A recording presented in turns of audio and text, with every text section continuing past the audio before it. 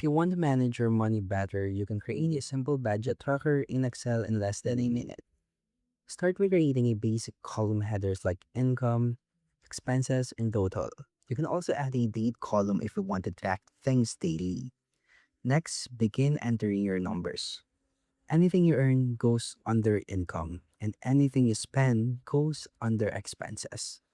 Once you have a few entries, you can go to the bottom of your columns and use the sum function to automatically calculate the totals. And for better visibility, you can highlight income in green and expenses in red, so it is easier to read at a glance.